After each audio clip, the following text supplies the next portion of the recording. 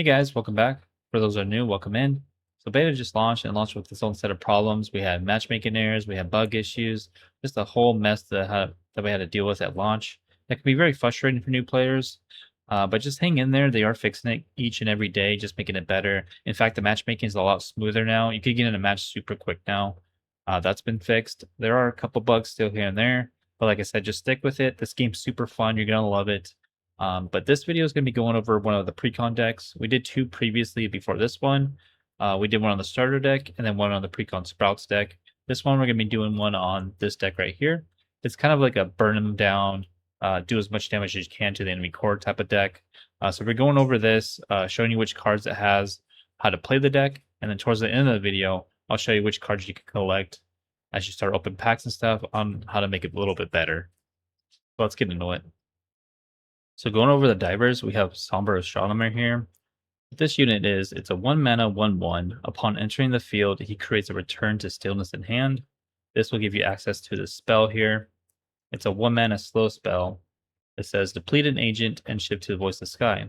What Voice of Sky is, it's a timeline in the game where if you have exactly one unit on the board, it buffs that unit +3/+3. So Somber Astronomer here will be a 4/4 once this timeline is active.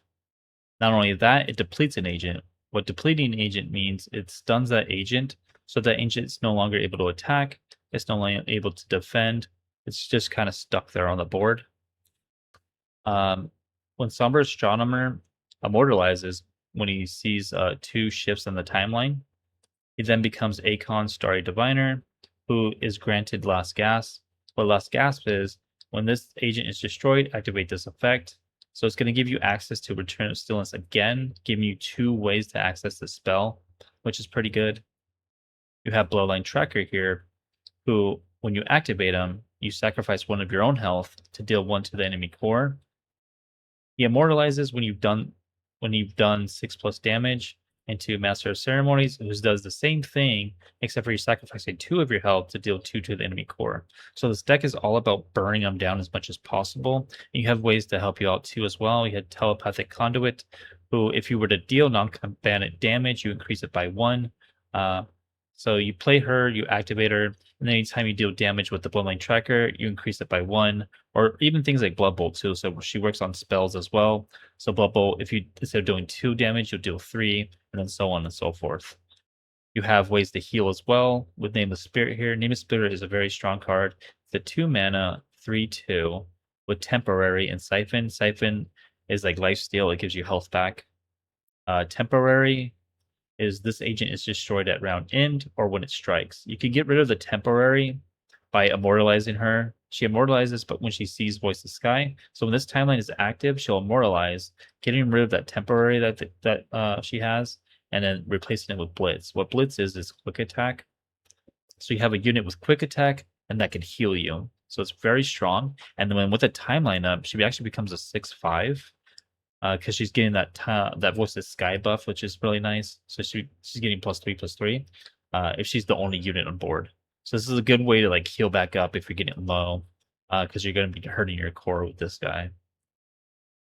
Let's see. You have other cards in here too as well. So say if the opponent was to play a really strong unit, Destiny Ripper here shuts that down. She mutes an agent, and what muting does, it removes all text as well as any buffs or durability buffs from this agent. So anytime there's a buff on that unit or it's just really hard to deal with, you just play this card and then she'll mute that agent, and that's for the rest of the game. It loses all its ability, whatever that card has that you mute, and any buffs that it may have on it. So very strong like shutdown card. Definitely recommend trying to get more of these. Right now they give you 2, but like having 3 in the deck wouldn't be bad either. You have another card here called Brutal Revealer, who comes down as he has 7 mana, 6/5, comes down with Overpower, and the first time each round anything takes damage, he creates a transient Blood Bolt in hand. What transient is this card is discarded at round end, so you kind of want to use this if you have the spell mana right away. Otherwise, it's just going to get discarded next round. But he immortalizes when it says Breakdown 10. Breakdown 10 means if your core health is at 10 or less, he'll then immortalize and then become this guy right here, who does the same thing, except for at round start, you're going to have access to the Blood Bolt right away. and then if anything takes damage, you're going to get another one. So you can create multiple blood bolts with this guy and just throw them at the enemy core.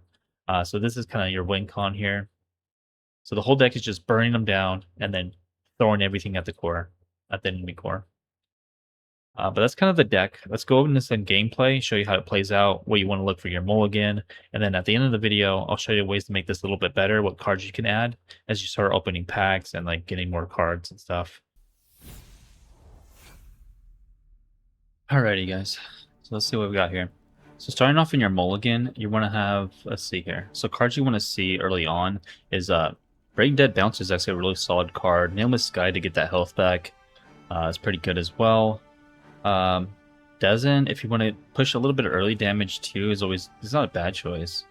And then you have this right here. This is actually pretty solid the way it is right now. I think we're actually gonna, because what this does, Cascading Serenading, it destroys an agent that costs 2 or less. So when an opponent plays a unit on board that's 2 or lower, this will get rid of it. It's a pretty strong, and it creates a return to stillness, so it gives us this access to this timeline. So I think we're going to keep all of this. It looks pretty solid, so we'll hit OK. That's kind of what you want to look for. You want to look for like Brain Dead Balancer off the rip if you can, and then Nameless Sky is always solid just to get that health back. Even this is pretty good too as well. So we're going to start off by playing an Astronomer here.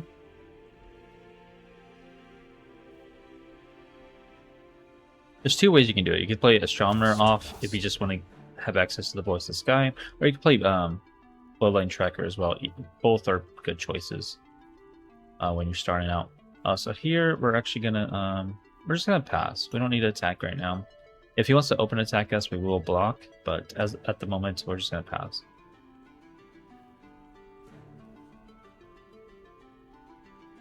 Okay, so we'll go ahead and block that.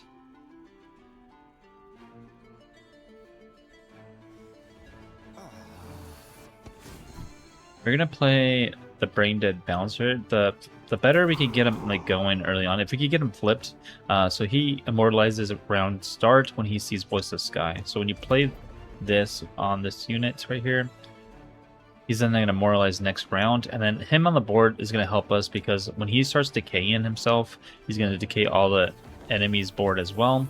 So the faster you can get him activated, the better, because you're gonna have, once you flip a unit in this game, all copies of that unit in the deck are going to be immortalized as well. So getting him early on, immortalized if you can, is actually pretty good. And then we can also, since it's our turn, we could probably get this going too as well. Just get some health going. And we can actually play Bloodline Tracker too. So not only are we healing, but we're also going to be dealing damage to the enemy core. So we'll get all 3 of these on the board. And this is pretty strong, right? So we're decaying their board, we're healing, and then we're also dealing damage to the core. So it's kind of crazy what we have going on right now. It's not always going to happen, but it's nice when it does. So right now we can't attack with her because this is a 2/4 unit, and if we were to attack, he could actually kill us. So we're just gonna do this. He looks like he healed with a recycler a good amount, so we're gonna have to do a lot of chip damage to him. But we're gonna pass here. He's gonna decay these units, so this one's gonna become a 0/1, and this one's gonna become a 1/3. So you'll see that once we put in the round here. And then he's gonna do it again as well. So you kind of just want to keep him in the back, and then he's gonna decay their board pretty good. So he does end up attacking with the recycler. It's kind of a mistake because we could just block, get the health from it.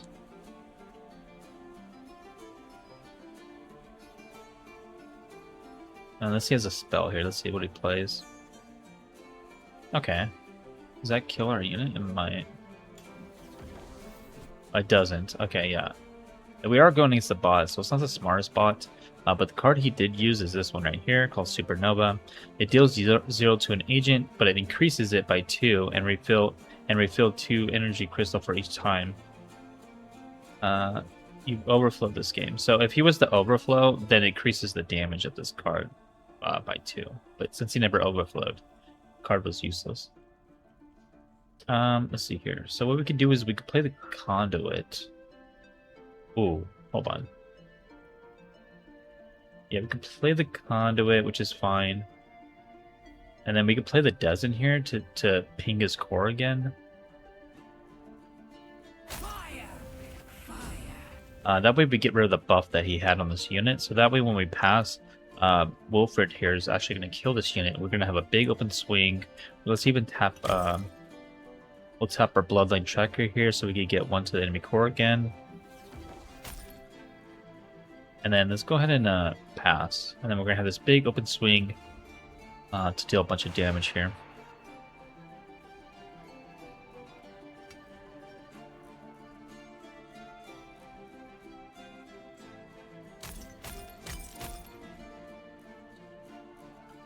So this card right here, Tempathetic Conduit, her moralization state is you've dealt 15 plus non-combatant damage, and then if you manage to get her immortalized, she increases, so she does the same thing. But like I think if you tap her right now, let's see.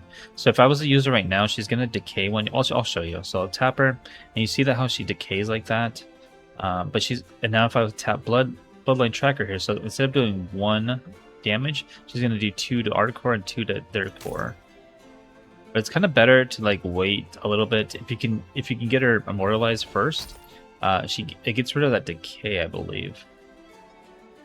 So that way you could just keep doing that damage to the enemy core here. So opponent plays a 5/3, pretty strong unit, I would say, right? We could actually play Destiny Ripper here to get rid of his keywords. So this is going to get rid of his Blitz that he has. Blitz is quick attack. When we play this unit, that's what it does. It gets rid of their keywords, and then this card is just a base 5/3, so it keeps their base stats though. But if he was to be buffed, say like the opponent buffed him to like, I don't know, like 6/4 or something, it would get rid of that and put him at his base stats, which is 5/3. Alright, pretty good round. So we're going to hit random round. Our Bloodline Tracker here is almost immortalized, which is nice. Right here, I guess what we could do is, we don't really need to block. We can block. It's probably, we'll just give him... Yeah, we could give him this unit, I guess, so that we're not taking too much damage here.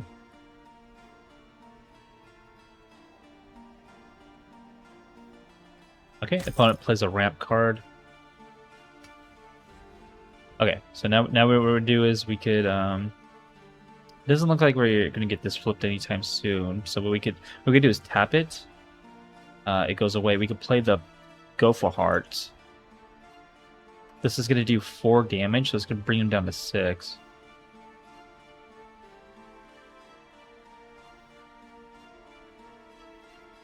So our opponent actually time stops us. So what this does is it denies our spell and clears the chain. So any spells that are after the time stop just go away. A little bit unfortunate for us, but it's fine. We'll just go ahead and hit resolve. And then we're going to tap our Bloodline Tracker here. He should level.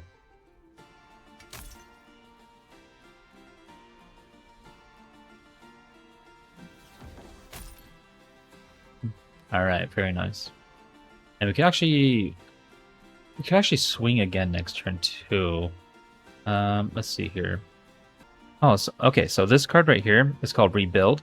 It deals 1 to an agent or core. If an agent survives this damage, it flourishes. And since he's exactly 1 damage away from dying, we're actually going to use this on here to clear his board. And then we have another swing next turn for lethal, I think. Because we're going to be doing, what, 3, 4, 5, 6, 7. Oh, not quite. Not quite. But we're almost there. So this is kind of the idea of the deck, is just trying to get him really weak and then have cards like this to help you heal, so that way you stay healthy. But we'll go ahead and swing here. Get this damage in. He's going to be down to, I believe, 2, right? Or 3. Sorry, he's going to be down to 3, but we can actually get him down to 1 with Master of Ceremony since he's leveled. And then we actually might be able to finish it off here. Hold on, let me see. So we could tap this, bring him down to 1. And then we have this card right here, Genesis. What it does is you draw 2 cards, and then you may return any of 2 of those cards to the bottom of your deck, or you can sacrifice 2 of our health and keep a card. So we're going to actually play this and see if we can get like something to get kill him right now. Uh, um, let's see, draw two. Okay, so we got both of the same. We'll get Wilfred, I guess. We'll keep him, and then let's do it again. Actually, okay, so we got Blood Bolt, which is actually nice. So Blood Bolt is really good. So see how we sacrificed 2 over health to keep the card. So now that we can actually use this card in the game, and oh wait, sorry, this is Iron Blood Elixir. I thought this was Blood Bolt. I'm so sorry. Let's actually do it again. See if we can get something to close this game out here. This isn't bad. What round are we on? Oh, round 7. So yeah, let's actually grab this so I can show you what he does. And we can play this card too.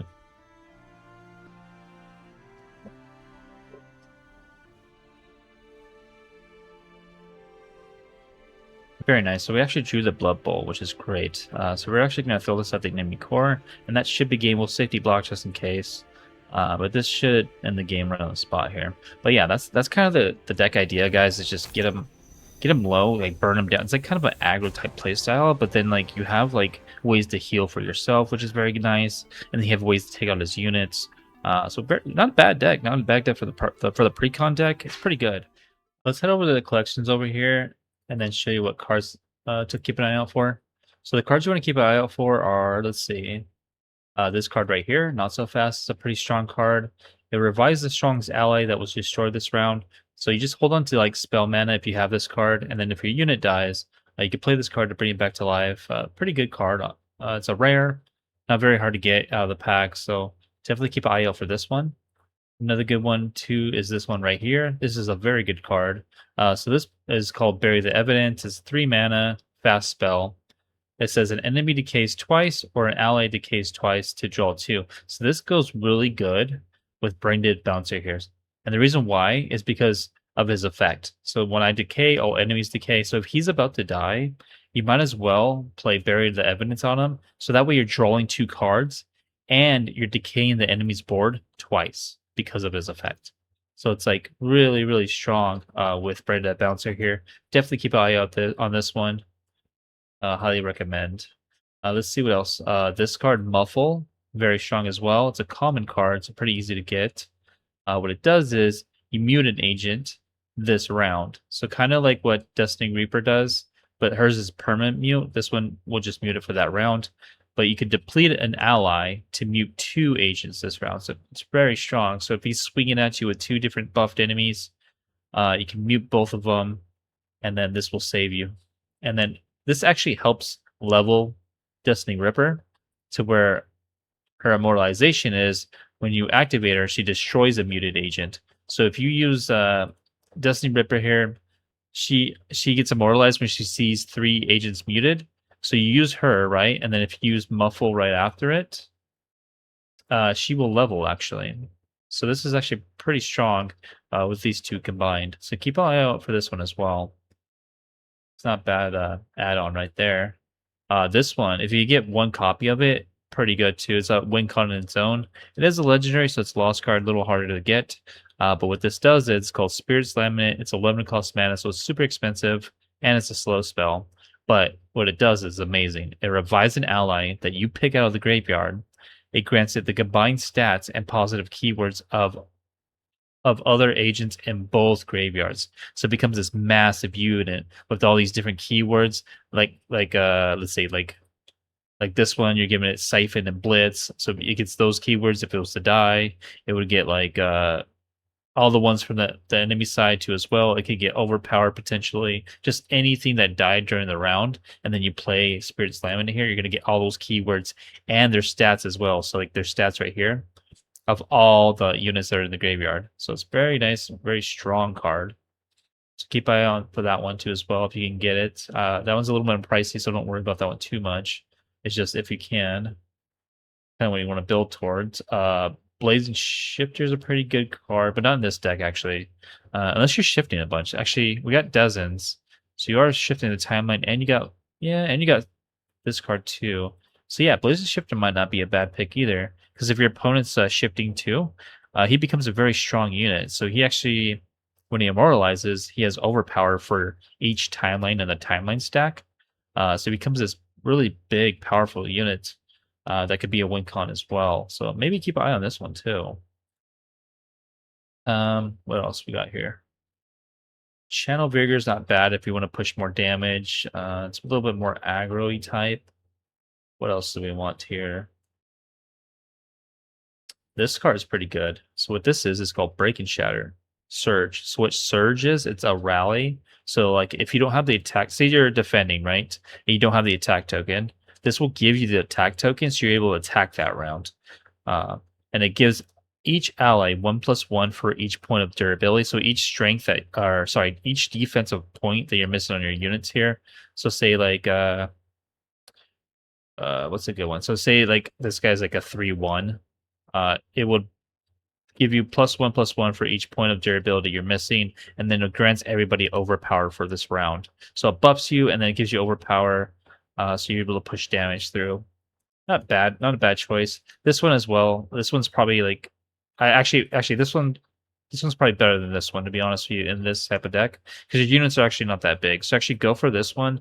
It destroys an agent. It's 6 mana. It's a fast spell.